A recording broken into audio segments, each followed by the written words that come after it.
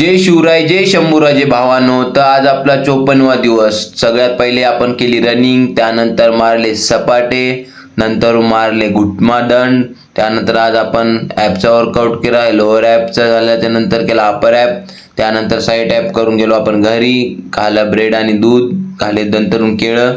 तर आजचा दुसरा वर्कआउट भावांनो. वॉर्मअप करून झाल्याच्या नंतर आपण मारले दंड, त्यानंतर मारले पैलवानी स्टाईलमध्ये सपाटे, नंतरून केले डिप्स.